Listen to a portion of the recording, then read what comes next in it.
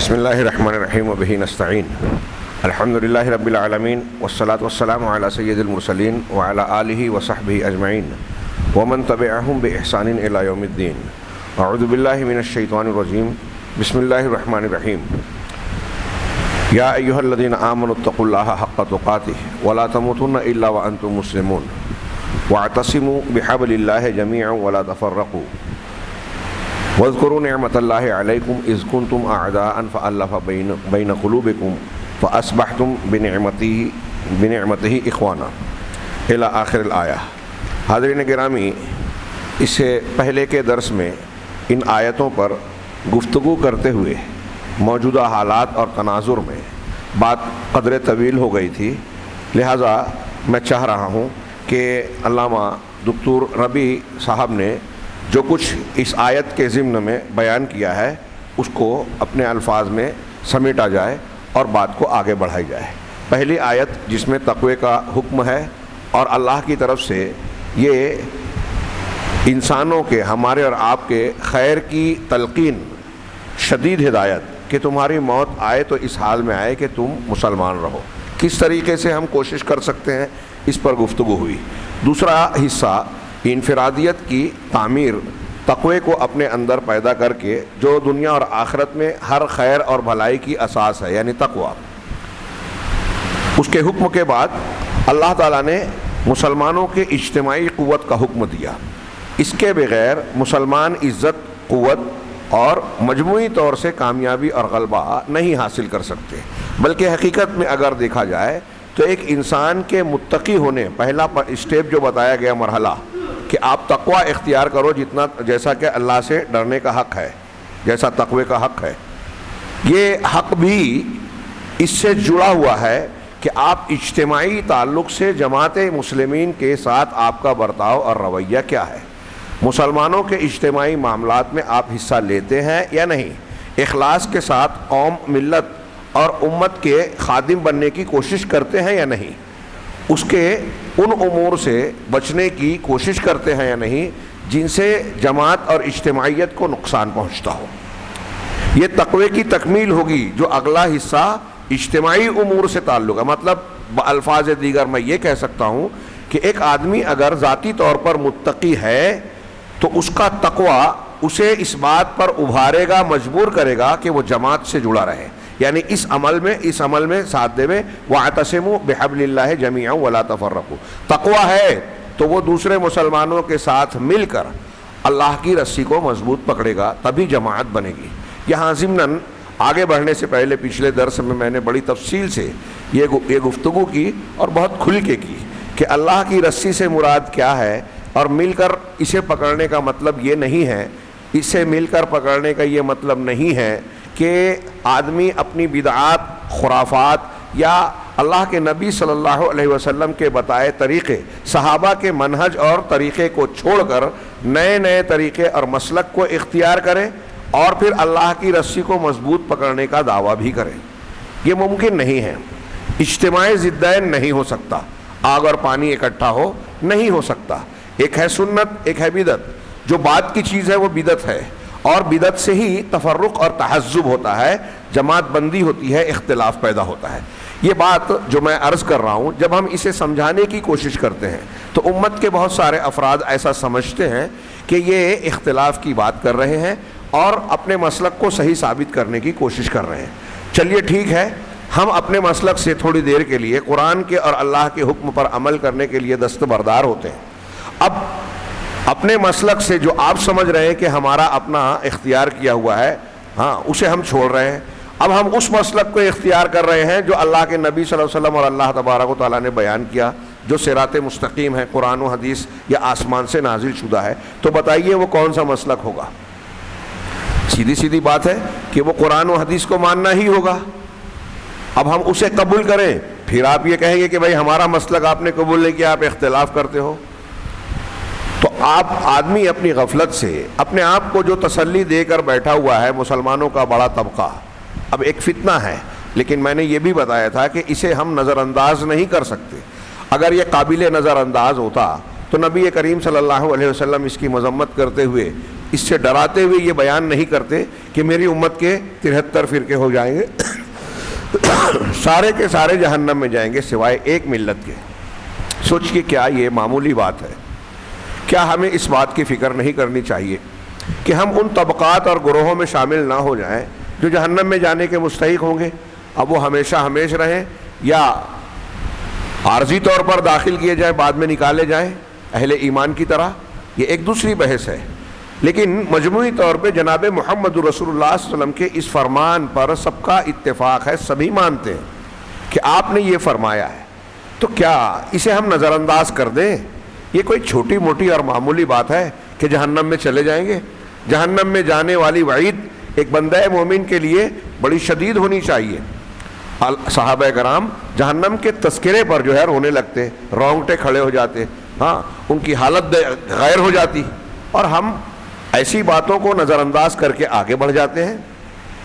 سوچئے، غور کیجئے، اللہ کے نبی صلی اللہ علیہ وسلم نے جب یہ بات کہی تو اب ہمیں اس ملت کو ڈھونڈنا ہے جس کو اللہ تعالیٰ نے یا رسول اللہ صلی اللہ علیہ وسلم نے نجات پانے والا قرار دیا، جہنم سے بچنے والا قرار دیا، اور ایک دو لفظوں کی ایک صفت بتائی کہ یہ وہ مسلک اور وہ جماعت ہوگی جو اس طریقے پر ہو جس پر میں ہوں اور میرے صحابہ۔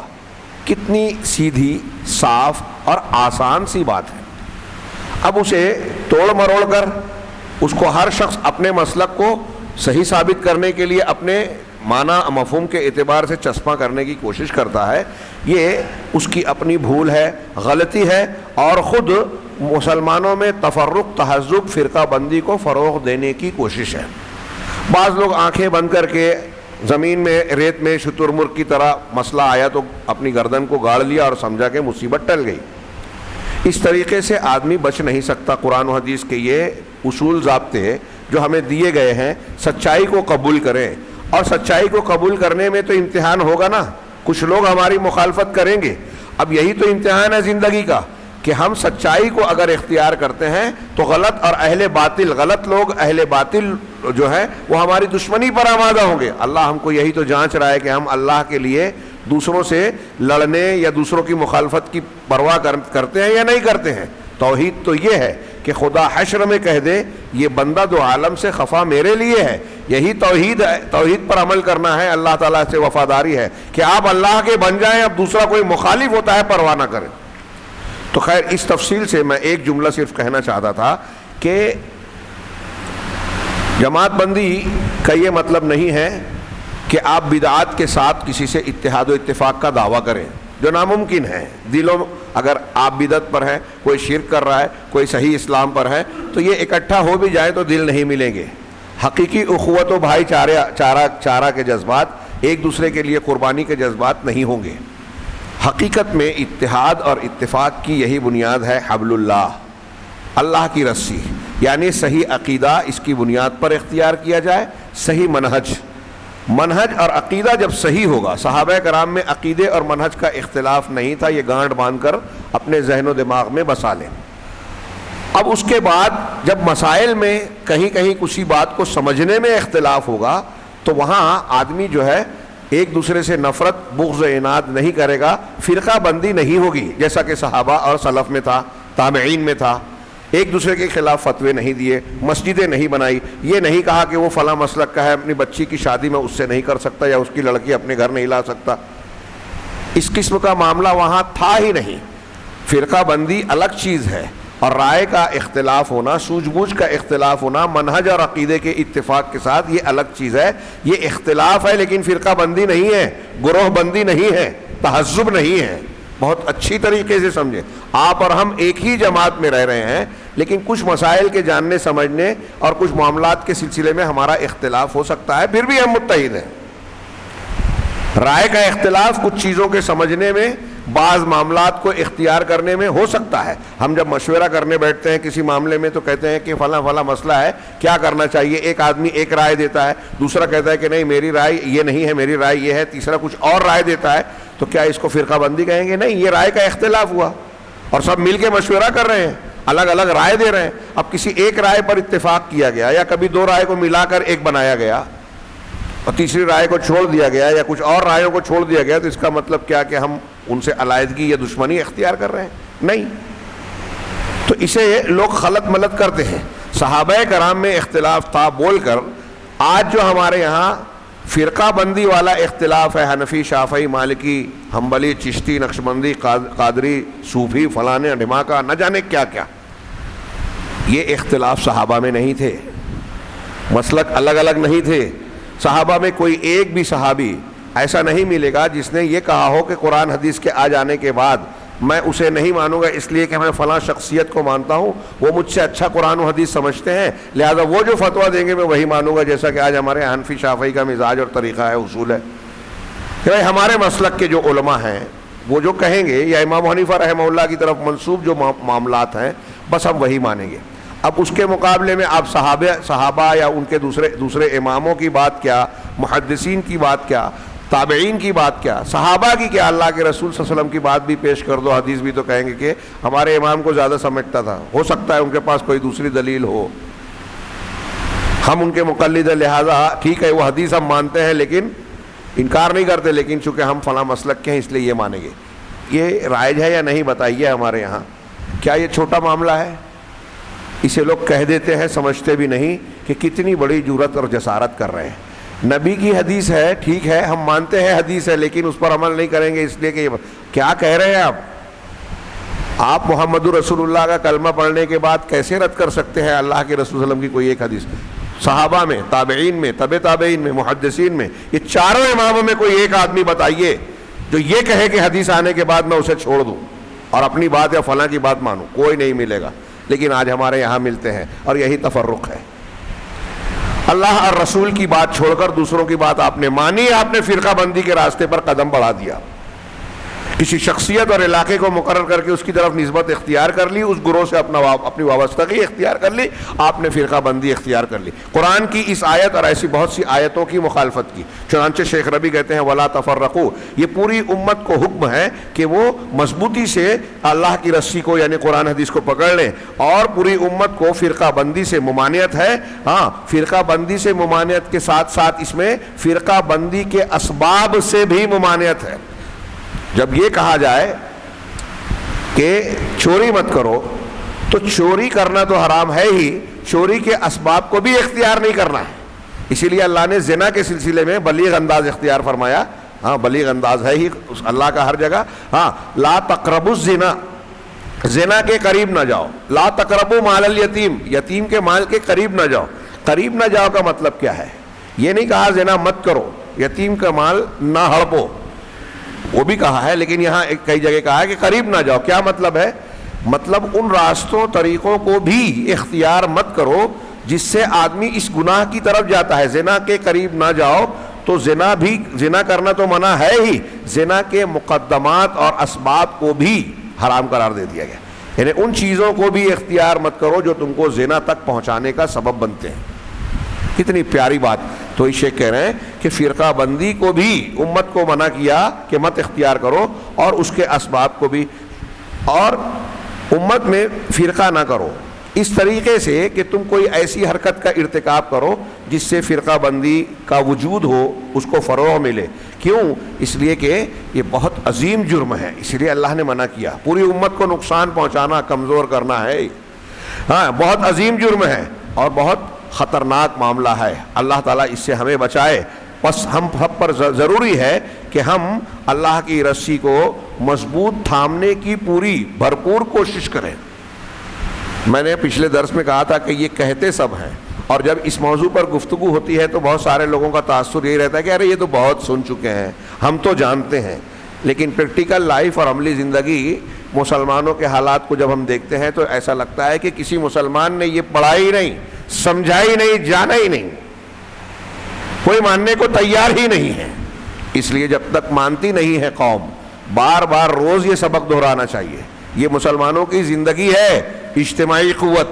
اور میں نے جیسا کہ کہا، اکثر نقل کرتا ہوں عرب عالم کے قول کہ اتفقوا علی اللہ یتفقوا، سب نے مسلمانوں نے یہ اتفاق کر لیا ہے کہ اتفاق نہیں کریں گے، لڑیں گے، جھگڑیں گے.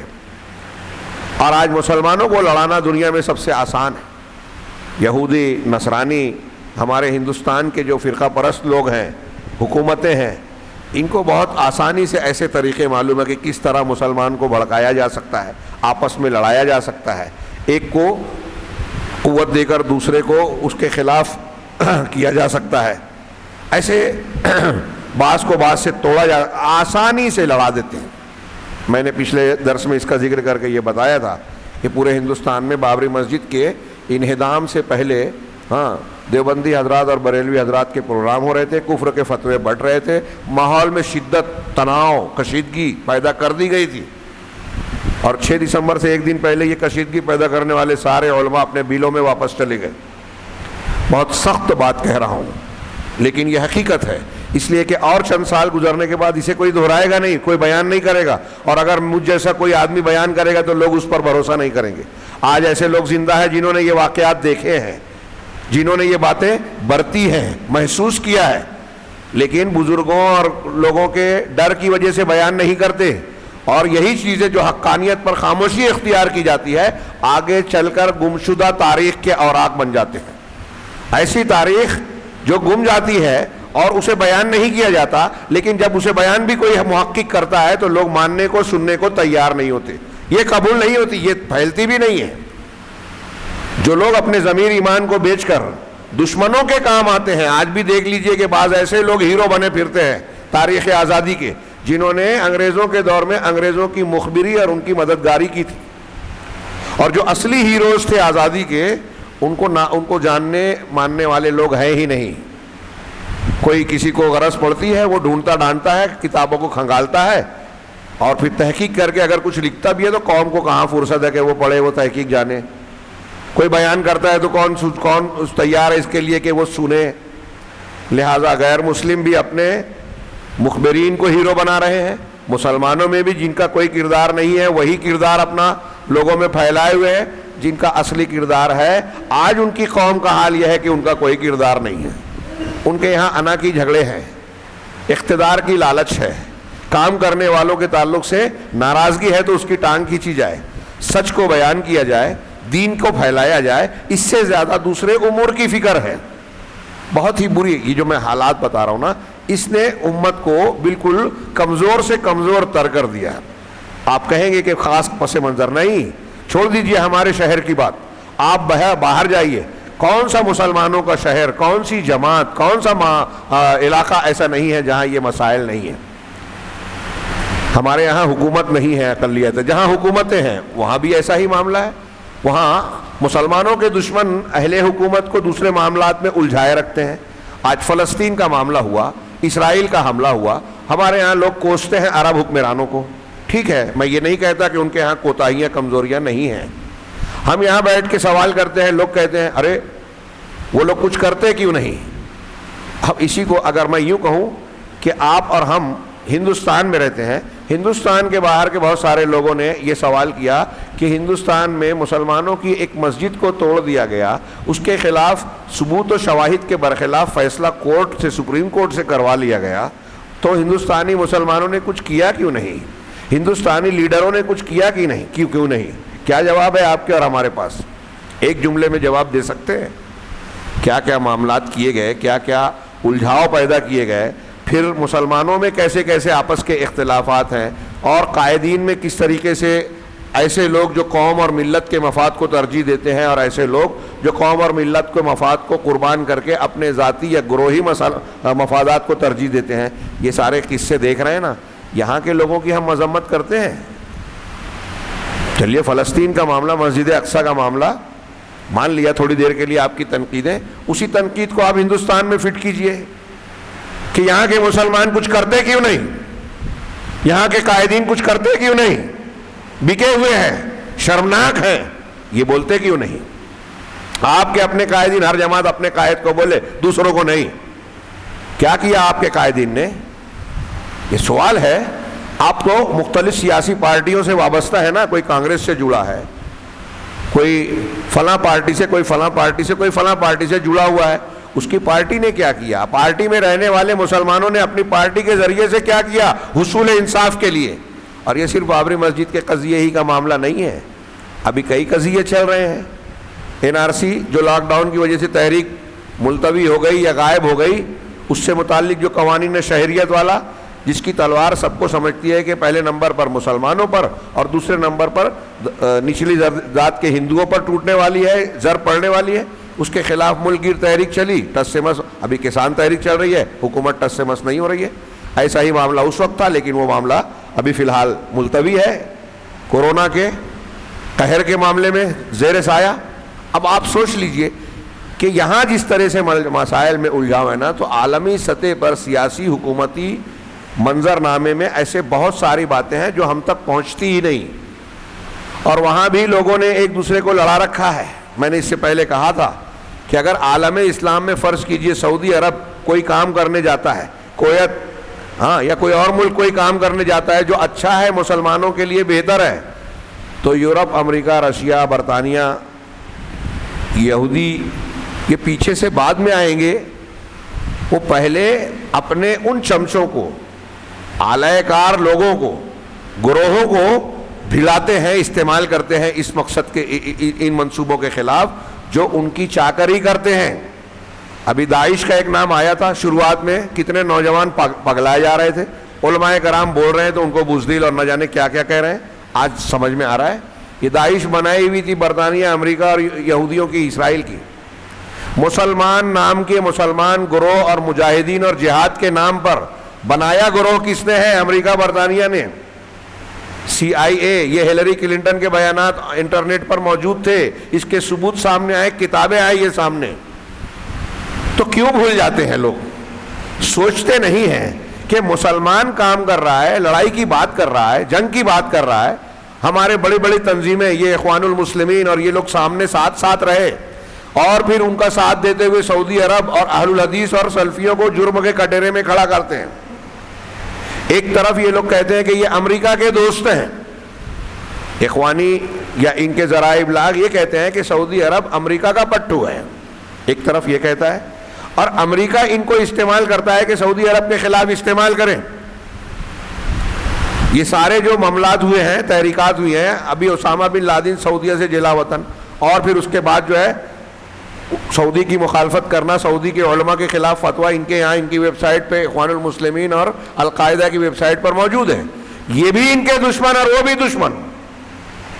وہ کہتے ہیں، یہ کہتے ہیں کہ یہ ان کے پٹھو ہیں، اور وہ کہتے ہیں کہ ہمارے لیے مسئلہ سعودی عرب ہے۔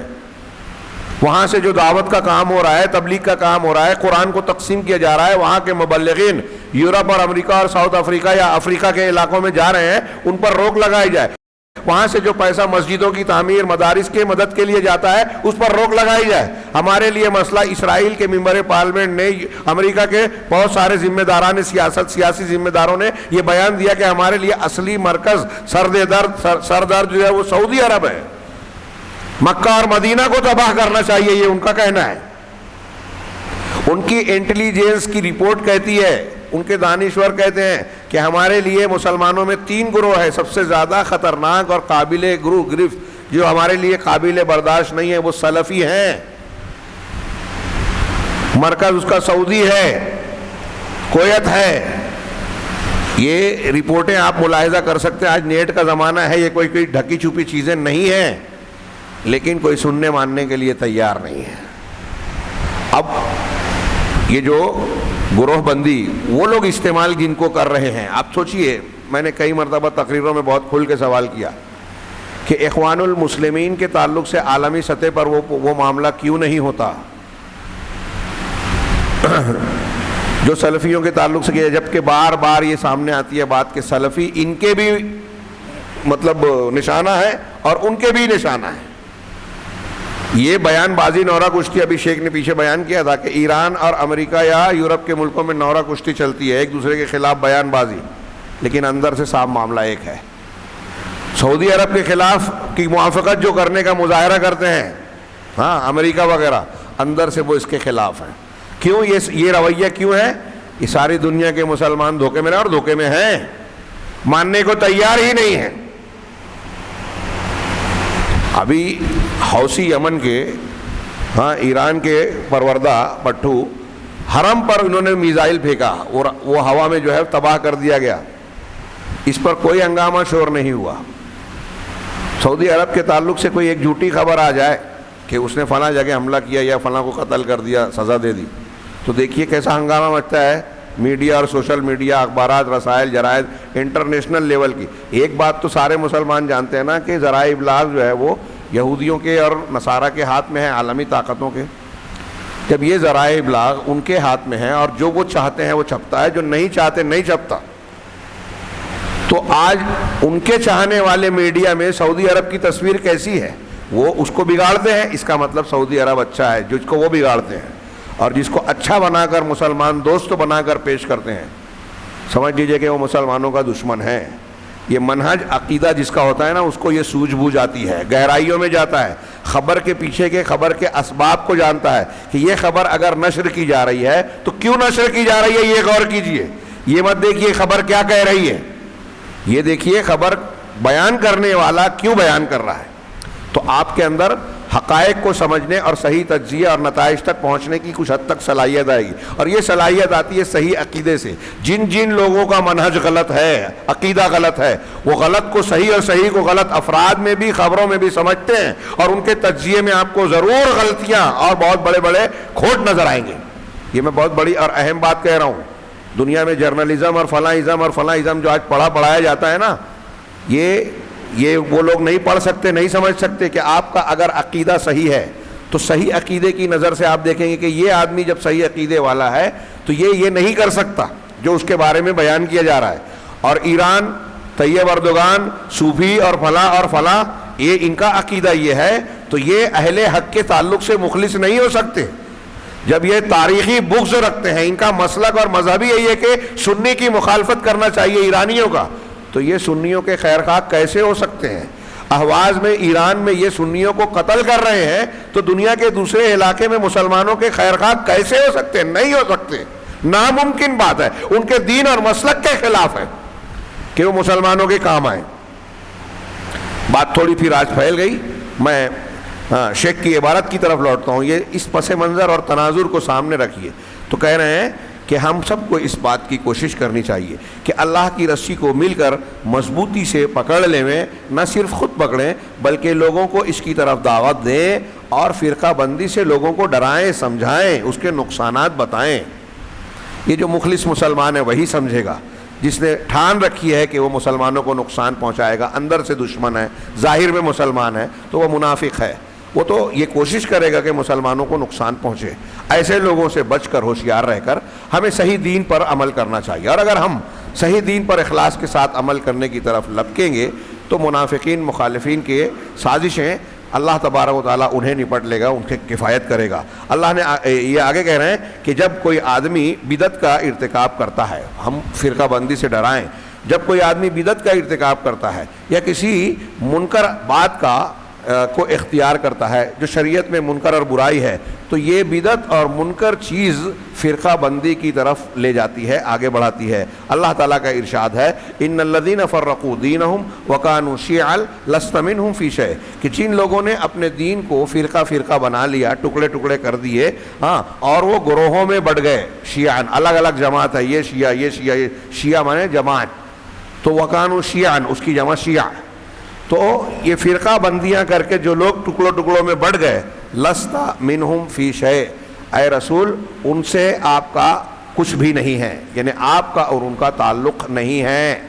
تو جو الگ الگ گروہ بنے ہیں، تھوڑی دیر کے لیے سوچئے، اللہ کہہ رہا ہے کہ نبی سے اس کا تعلق، یعنی نبی کے منہج پر وہ نہیں۔ تو آپ یہ کہیں کہ میں فلاں مسلک پہ ہوں جو نبی کا منہج نہیں ہے، تو آپ یہ کہہ رہے ہیں کہ میں نبی کے طریقے کو چھوڑ رہا ہوں، نبی کے راستے پر مجھے رہنا منظور نہیں ہے، میں تو فلاں کے راستے پر جاؤں گا۔ اللہ کہہ رہا ہے کہ وہ اللہ کے رسول کے طریقے سے ہٹ گئے، آپ سے اس کا کوئی تعلق نہیں ہے۔ آگے کہا، بر اللہ رسولہ، اللہ تبارک و تعالیٰ نے اس آیت میں اپنے رسول کو بری قرار دیا ان لوگوں سے جو امت میں فرقے پیدا کرتے ہیں اور دین میں اختلاف اور تفرقہ ڈالتے ہیں۔ ھذا دلیل علی خطورۃ البدع، یہ دلیل ہے، یہ آیت دلیل ہے بدعت کی خطرناکی پر۔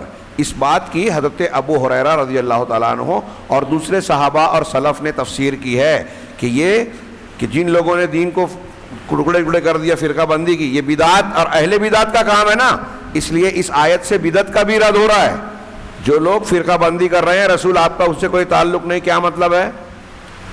فرقہ بندی کیسے ہو رہی ہے؟ بدعت سے ہو رہی ہے. سنت پر چلے گا تو رسول کے طریقے پہ رہے گا, اور فرقہ بندی ہو رہی ہے اس کا مطلب رسول کے طریقے سے ہٹ کر کوئی اور طریقہ ایجاد کیا حوض کوثر سے, اسی لیے ان کو بھگایا جائے گا کہ دین میں ٹکڑے کیے. تو یہ بدعات کا رد علامہ ربی نے بڑا اچھا نقطہ بیان کیا کہ بظاہر ہم فرقہ بندی پر گفتگو کر رہے ہیں, آیت کہہ رہی ہے کہ جو فرقے کر رہے ہیں آپ کا ان سے تعلق نہیں, تو اس میں یہ بات بھی آ گئی کہ جو بدعتیں اختیار کرتے ہیں آپ کا ان سے تعلق نہیں, کیونکہ بدعتی سے تو بدعات سے ہی تو فرقہ بندی ہوتی ہے. آگے اللہ کہہ رہے ہیں, ایک آیت نقل کی انہوں نے, ان الذین فرقوا دینہم وکانوا شیعا لست منہم فی شیء, کہ جن لوگوں نے اپنے دین کو ٹکڑوں میں بانٹ دیا اور وہ گروہوں میں بٹ گئے آپ کا ان سے کوئی تعلق نہیں. اسی آیت کو دوبارہ نقل کیا. بعض لوگوں نے دین کو ٹکڑے کرنے کا کام کیسے ہوتا ہے اس کی تفسیر کرتے ہوئے بعض علماء نے کہا کہ یہ کفر کے ذریعے سے, دین کو فرقوں میں بانٹنا کفر کے ذریعے, بعض نے کہا بدعت کے ذریعے سے. ہاں, جبکہ شیخ کہہ رہے ہیں کہ آیت میں دونوں معنی شامل ہے. اگر کوئی کفر کا ارتکاب کر کے کفریہ چیزوں کو رائج کر کے دین میں تفرقہ ڈال رہا ہے تو اس کے معنی کو بھی شامل ہے. کوئی کفر سے کم درجے کی بدعات کو اختیار کر کے دین میں فرقہ بندی پیدا کر رہا ہے تو آیت کا معنی اس کو بھی شامل ہے, یعنی وہ رسول کے طریقے سے ہٹا ہوا ہے. تتناول الکفر و تتناول البدع, یہ کفر کو بھی شامل ہے بدعات کو بھی. مسلمان ہونے کے بعد ایک آدمی کفر کا کام کرتا ہے یا بدعات کا ارتکاب کرتا ہے, دونوں کو شامل ہے. آگے کہہ رہے ہیں فکم حذر اللہ تبارک و تعالی من التفرق, اللہ نے فرقہ بندی کو اختیار کرنے سے کتنا منع کیا, کتنی شدت سے منع کیا. جیسا کہ اس آیت میں فرقہ بندی کرنے والوں کو سورہ انعام کی اس آیت میں مذمت کی گئی ہے, اور جس طریقے سے اللہ تبارک و تعالیٰ نے مذمت کی ویسے ہی سورہ روم میں اس سے ڈرایا اور مذمت کی, ویسے ہی مذمت کی اور ڈرایا سورہ روم میں بھی. چنانچہ اللہ کا ارشاد ہے وَأَقِيمُوا الصَّلَاةَ وَلَا تَكُونُوا مِنَ الْمُشْرِكِينَ, نماز قائم کرو اور مشرکین میں سے نہ ہو جاؤ.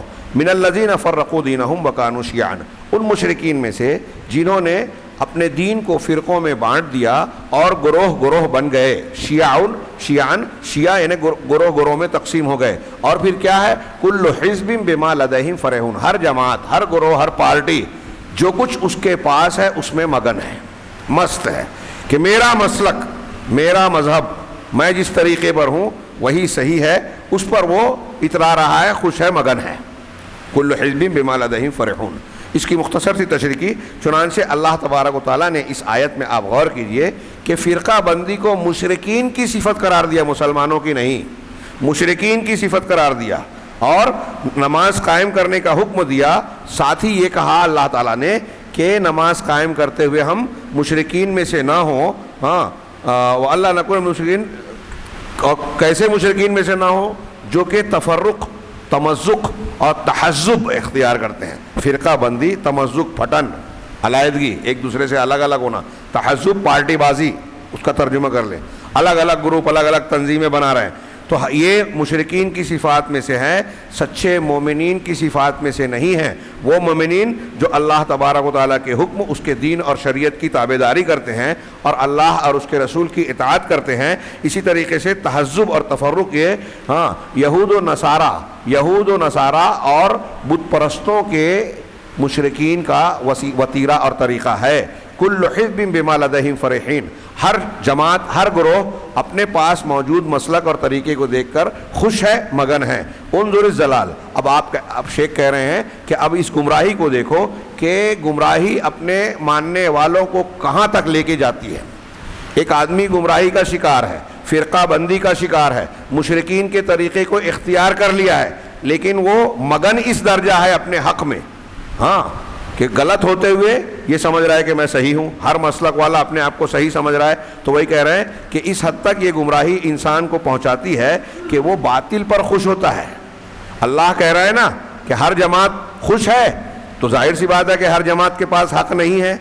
فرقہ بندی اختیار کرنے والوں کے پاس باطل ہے, اور اللہ اور رسول کے بتائے ہوئے طریقے سے ہٹ جانے والے جتنے گروہ ہیں, مسلک ہیں, مذہب ہیں, دین ہے, سب باطل والے ہیں. کچھ نہ کچھ باطل ہے, کوئی کم کوئی زیادہ, کوئی کم درجے والا, کوئی زیادہ اونچے درجے والا.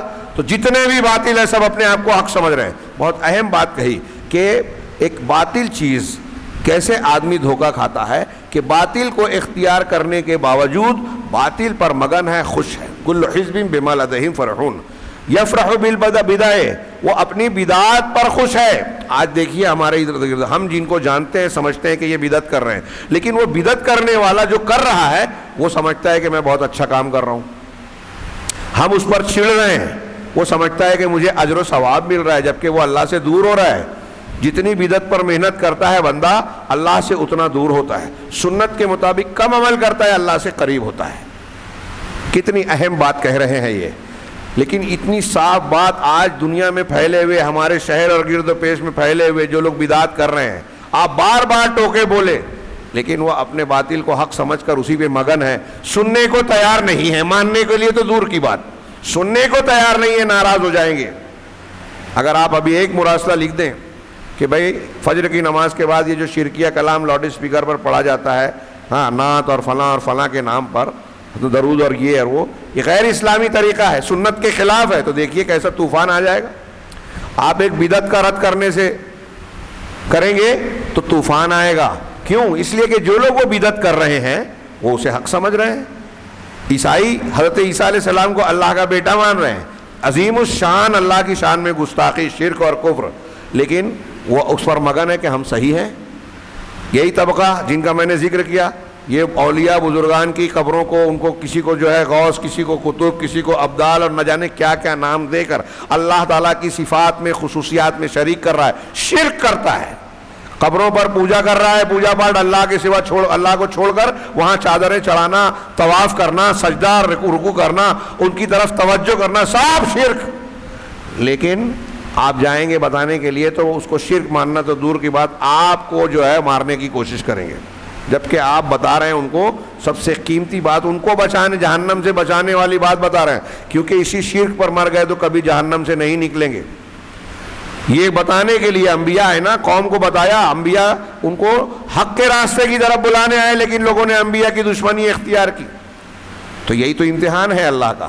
تو اہل یہ کہہ رہے کتنی عجیب بات ہے، لیکن اللہ نے کہا نا کہ کل حزب بما لدیہم فرحون، اسی کی شرح کرتے ہوئے کہہ رہے ہیں کہ ایک باطل پرست باطل پر ہے اور خوش ہے، بدعتی بدعت پر ہے خوش ہے، شرک کرنے والا شرک پر ہے اور خوش ہے کہ میں بہت صحیح ہوں۔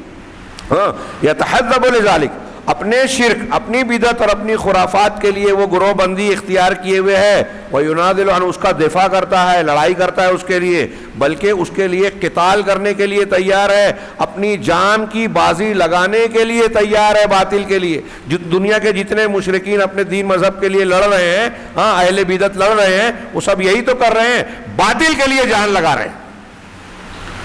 کفار مکہ اللہ کے رسول صلی اللہ علیہ وسلم سے لڑنے آئے تھے اپنے باپ دادا کے مشرکانہ دین کی کے دفاع اور حفاظت کے لیے، دین حق کو مٹانے کے لیے، تو کہہ رہے ہیں کہ وہ باطل کے لیے کے دفاع کے لیے جان کی بازی لگا رہے ہیں۔ یہ دیکھیے رمضان المبارک میں ہم دین سے جڑ رہے ہیں تو سوچئے کہ ہم اس دین کے لیے کیسا جذبہ رکھتے ہیں، کتنی قربانی کرتے ہیں۔ آج ایک ہندو اپنے مذہب کے لیے جو قربانی دے رہا ہے، ایک یہودی جو محنت کر رہا ہے، ایک نصرانی اپنے دین کو پھیلانے کے لیے جو کوشش کرتا ہے، پیسے خرچ کرتا ہے، اور اپنے مذہب کے ماننے والوں پر جو وہ توجہ دیتا ہے، ان کی جو مدد کرتا ہے، پادریوں کو کیا کیا دیا جاتا ہے۔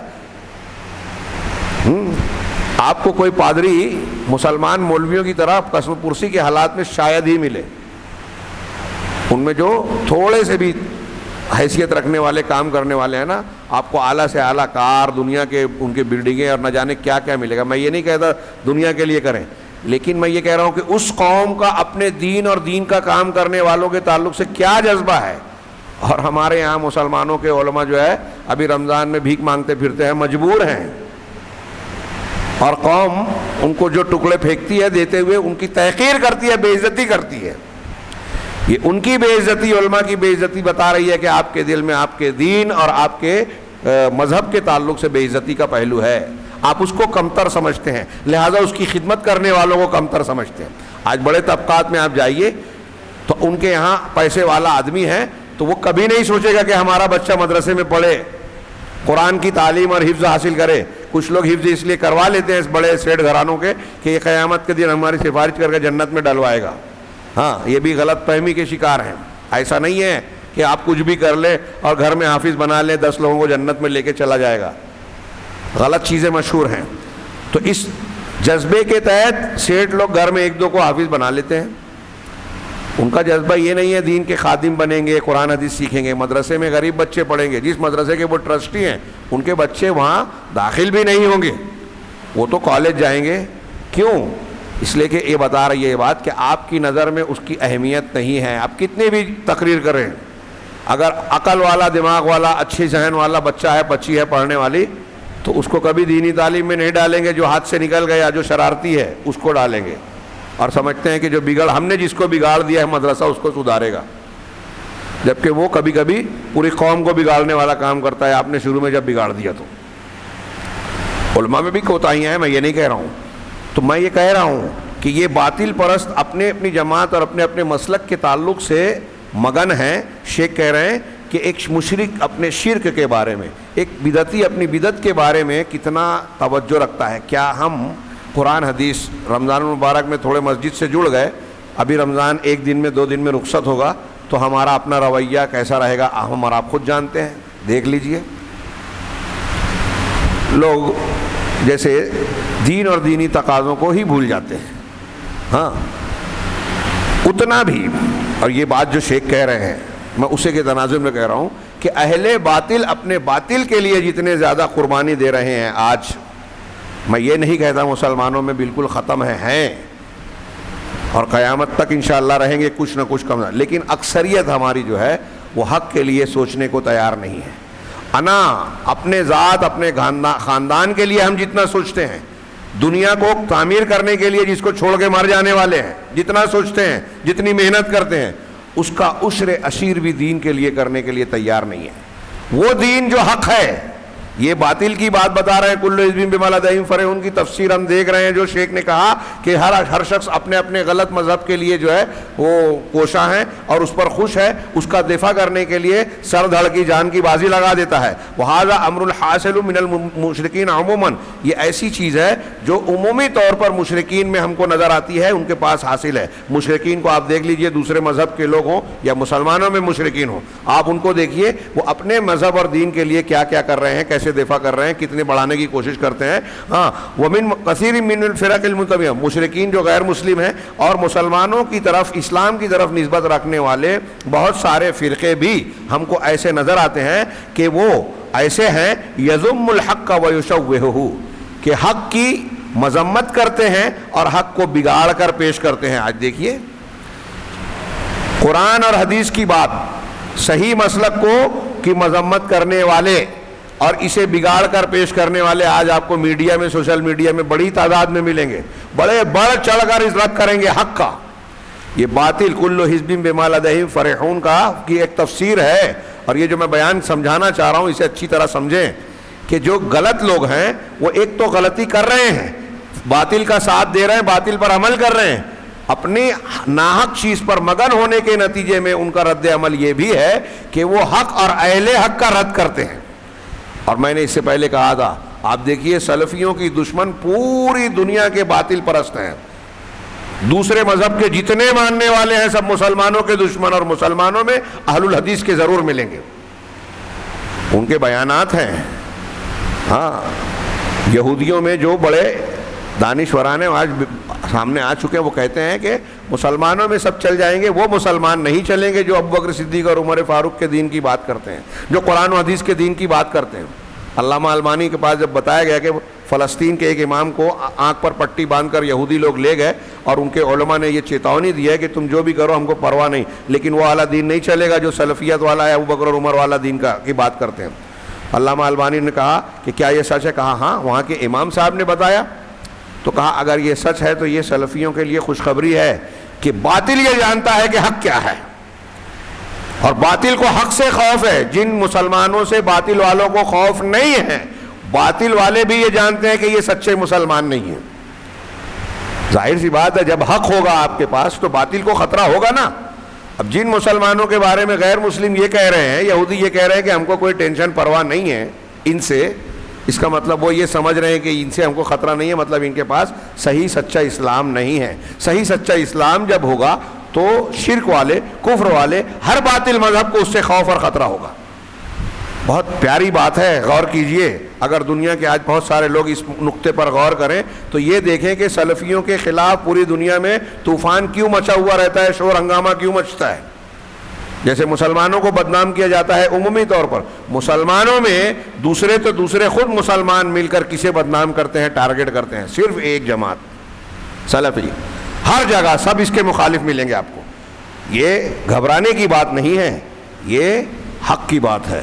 اللہ کے رسول کی پیشین گوئی ہے کہ بدأ الاسلام غریبا وسیعود، اسلام اجنبیت کی حالت میں شروع ہوا، آغاز ہوا، اور عنقریب اجنبیت کی حالت میں لوٹ آئے گا. مطلب پھر لوگ اس کو اجنبی سمجھیں گے. خود مسلمان اس کی باتوں کو دیکھیے اجنبیت بنا کر پیش کرتے ہیں. جو صحیح دین ہے کہتے ہیں کہ یہ نئی چیز ہے. خیر، میں ان کی اس بات کو وہ کہتے ہیں کہ ہم دیکھتے ہیں کہ یہ اہل باطل جو ہیں حق کی مذمت کرتے ہیں، حق کے چہرے کو بگاڑ کر پیش کرتے ہیں، اور حق پر چلنے والوں سے لوگوں کو ڈراتے ہیں کہ ارے ادھر نہیں جانا. وقد یکون مستعدا لقتالہم وقتلہم، اور اتنا ہی نہیں بلکہ یہ باطل پرست اہل حق کو قتل کرنے اور ان سے جنگ کرنے کے لیے بھی تیار ہوتے ہیں، اپنے باطل کی مدد کرتے ہیں. شیطان کیوں کرتے ہیں یہ سب؟ اس لیے کہ شیطان نے اس کی نظر میں اس کے باطل کو خوبصورت اور پرکشش بنا کر پیش کیا. جو شرکیہ بدعتی مسلک اس نے اختیار کر رکھا ہے، شیطان نے وہی اس کی نظر میں خوبصورت بنایا. ہاں، اس کے لیے گمراہی اور باطل کو شیطان خوبصورت بناتا ہے، مزین کرتا ہے. اللہ کی پناہ اس سے. فیفرح بہذا الباطل، چنانچہ یہ بدعتی جو علم نہیں رکھتا، بصیرت سے محروم ہے، وہ شیطان کی اس تزیین سے باطل کو پسند کرتا ہے اور اسی پر خوش رہتا ہے، اور اس کی طرف دعوت دینے میں اپنی جان لگانے، اپنے آپ کو قربان کر دینے کے لیے تیار رہتا ہے، اور اسی کے لیے اپنے مال کو خرچ کرتا ہے. اور اس سے دفاع کا معاملہ جو کرتے ہیں اہل باطل، وہ آج ہم اپنے گرد و پیش میں پوری دنیا میں دیکھ سکتے ہیں، اپنے شہر میں دیکھ سکتے ہیں کہ یہ معاملہ انتہائی افسوس کی بات کہ آج مسلمانوں میں شدت سے پایا جاتا ہے. فَأَيْنَ، تو غور کرنے کی بات ہے کہ یہ اسلام اور مسلمان، اسلام کی طرف نسبت کرنے والے ہمارے وہ بھائی جو اپنے آپ کو مسلمان کہہ رہے ہیں لیکن بدعت باطل کا ساتھ دے کر اہل حق کی مخالفت کرتے ہیں، ان سے یہ سوال کر رہے ہیں کہ اس قرآن میں جو اللہ تبارک و تعالیٰ نے یہ شدید مذمت کی کہ جن لوگوں نے اپنے دین کو ٹکڑوں ٹکڑوں میں بانٹ لیا، فرقے فرقے بنا دیے، اس شدید مذمت جو اللہ کی طرف سے کی گئی ہے، یہ اسلام کی طرف نسبت کرنے والے سوچیں کہ وہ اللہ کی اس وعید اور مذمت کے مقابلے میں کہاں کھڑے ہیں. کیا وہ اس مذمت کے مستحق نہیں ہیں کہ اے رسول، جنہوں نے دین کے ٹکڑے کر دیا اور گروہوں میں بٹ گئے، آپ کا ان سے کوئی تعلق نہیں؟ کہ یہ اہل بدعت دین کو فرقوں میں، امت کو فرقوں میں بانٹ دیا اور باطل کے لیے تحزب اور پارٹی بازی کرتے ہیں، گروہ بندی کرتے ہیں. اللہ تعالیٰ کہہ رہا ہے وَلَا تَفَرَّقُوا، فرقہ فرقہ نہ بن جاؤ. اور ایسی اور بھی متعدد آیتیں ہیں جو فرقہ بندی سے ممانعت کرتی ہیں، اور نبی صلی اللہ علیہ وسلم نے بھی تفرق اور فرقہ بندی سے نہ صرف منع کیا، اس کی مذمت کی اور اس کے نقصانات بتائے. اور یہ بتایا قرآن و حدیث نے کہ اگر اسے اختیار کیا جائے گا تو مسلمانوں کی ہوا اکھڑ جائے گی، حکومت چلی جائے گی، دشمن کا غلبہ ہوگا، مسلمانوں کا کوئی روب دبدبہ نہیں ہوگا. وَلَا تَنَازَعُوا فَتَفْشَلُوا وَتَذْهَبَ رِيحُكُمْ. وَبَيَّنَ أَنَّ مَصِيرَ الْفِرَقِ الْمُخَالِفَةِ لِمَنْهَجِ. اسی طریقے سے اللہ کے رسول نے اور شریعت نے جو لوگ اللہ کے منہج کی مخالفت کرتے ہیں، جو فرقے اللہ کے منہج، جو اللہ نے منہج اتارا ہے کہ یہ اسلام اور صراط مستقیم ہے، اس منہج کی جو لوگ مخالفت کرتے ہیں اور اسلام کے ثابت شدہ عقائد کے خلاف جو لوگ جاتے ہیں، اللہ تبارک و تعالیٰ نے صاف صاف بیان کیا ہے، رسول اللہ صلی اللہ علیہ وسلم نے صاف صاف بیان کیا ہے کہ ان کا انجام جہنم ہے. اللہ کے رسول نے کہا 73 فرقے ہوں گے ایک ملت کے علاوہ، کلھا فی النار الا واحدہ، سب کے سب جہنم میں جائیں گے سوائے ایک کے. لہذا ہم کو ڈرنا اور بچنا چاہیے، ہوشیار رہنا چاہیے تفرق سے، دین میں بدعت کو اختیار کرنے اور ایجاد کرنے سے. آج ہمارے گرد و پیش میں مسلمانوں کو رمضان المبارک، میں پھر سے کہوں کہ لوگ یہ کہیں گے کہ رمضان سے اس کا کیا تعلق. یہ جو میں بحث کر رہا ہوں، رمضان غیر رمضان، ہمارے دین پر جس وقت سے ہم نے ہوش سنبھالا ہے اور جس وقت ہماری موت آئے گی، اس وقت تک سب سے بنیادی مسئلہ یہی ہے جس پر ہم بات کر رہے ہیں کہ ہم جس دین کو اللہ کو خوش کرنے کے لیے اور کامیابی کے لیے اختیار کرنا چاہتے ہیں، وہ دین صحیح ہو، بدعات کی بجائے سنت پر مشتمل ہو. یہ پہلا قدم ہوگا دین کے راستے میں, اور کبھی بھی اس کے سلسلے میں غافل نہیں ہونا چاہیے. آج کتنی گمراہیاں ہیں, جھاڑ جھنکاڑ ہے, لوگ نوجوانوں کو اہل حق کو شکار کرنے کے لیے الگ الگ جال بچھا کر گمراہ کر رہے ہیں. میڈیا کے ذریعے, سوشل میڈیا کے ذریعے سے الگ الگ ڈھنگ سے لوگوں کو مرعوب اور متاثر کرتے ہیں, نصاب تعلیم کے ذریعے سے, فلموں کے ذریعے سے, اخبارات کے ذریعے سے, نہ جانے کون کون طریقے سے. لہذا ہم کو اس سے ڈرنا چاہیے کہ ان تحریکوں اور سازشوں سے متاثر ہو کر ہم دین میں بدعت کو اختیار کرنے میں پڑ جائیں, اور پھر جب بدعت میں پڑیں گے تو بدعت کے حامی اور مددگار بنیں گے, ہاں, اور اہل حق کے مخالف ہو کر ان کی حمایت کریں گے. جیسا کہ آج بہت سارے وہ لوگ جو سلفیت کے دعوے دار ہیں وہ بھی کر رہے ہیں. بعض تحریکی, یہ عالم عرب میں, سعودی عرب اور ان مقامات پہ بہت سارے بدعتی اپنے آپ کو سلفی بولتے ہیں. اخوانی شروع میں اپنے آپ کو سلفی وہاں کہتے تھے, یہ اس میں بھی یہاں بھی بیان کیا ہے, آگے بھی بیان کیا ہے. یتولون اہل البدع الکبریٰ, اپنے آپ کو بعض سلفی کہنے والے لوگ جو اس میں ایسا سمجھ لیجیے کہ بعض واقعی ہوں, تو کہہ رہے ہیں وہ کبیر بڑی بڑی بدعت کرنے والوں کی پشت پناہی کرتے ہیں, ان کا ساتھ دیتے ہیں, ہاں, اور ان کے دفاع میں اپنی پوری طاقت لگاتے ہیں. ہیں سلفی, اپنے آپ کو سلفی کہہ رہے ہیں, اور اہل بدعت کا دفاع کر رہے ہیں. جب آپ اہل بدعت کا دفاع کر رہے ہو تو آپ اہل حق کو کمزور کر رہے ہو. آج ہمارے یہاں وہ بدعت اور وہ نہ ہو, لیکن اہل حق کی دعوت کو کمزور کرنے کے لیے, درس قرآن درس حدیث کو روکنے کے لیے, خطبے کو روکنے کے لیے اگر کوئی کہتا ہے تو وہ انہی طریقوں پر چل رہا ہے. ہاں, وَيُحَارِبُونَ أَهْلَ السُّنَّةِ مِنْ أَجْلِهِمْ, اور ان بدعتیوں کے لیے اہل سنت سے جنگ کرتا ہے. اب ہمارے یہاں تو کتنے لوگ ایسے ہیں کہ ان کو بدعت سے, شرک سے کوئی لینا دینا نہیں ہے, لیکن اہل حق کو روکنے کی کوشش کرتے ہیں. تو یہ جو بدعت کا دفاع کر رہے ہیں, سوچئے, ہاں, وَنَعُوذُ بِاللَّهِ مِنْ سُوءِ الْحَالِ وَمِنْ هَذَا الضَّلَالِ. شیخ نے اس کی تفسیر یہاں اتنی کر کے کہا کہ ہم اس برے حال سے اور اس ضلال یعنی گمراہی سے اللہ کی پناہ میں آتے ہیں. آخری ٹکڑا ہے کہ اب یہ جو نعمت دی گئی تھی اللہ نے دی, اور پھر یہ کہا کہ اس کو مضبوطی سے پکڑ لو اور فرقہ فرقہ نہ بنو, اور پھر مثال دی کہ اللہ کی نعمت کو یاد رکھو جبکہ تم ایک دوسرے کے دشمن تھے اسلام آنے سے پہلے جاہلیت میں, اللہ نے اسلام کی نعمت دی اور تم بھائی بھائی بن گئے. یہ انشاءاللہ کل کا رمضان کا جو آخری درس ہوگا انشاءاللہ اس میں اس بات کو سمیٹنے کی کوشش کریں گے, اور اگر ضرورت رہی تو عید سے متعلق بھی کچھ گفتگو کریں. اللہ تبارک تعالی ہمیں خیر کی توفیق دے. وآخر دعوانا ان الحمدللہ رب العالمین.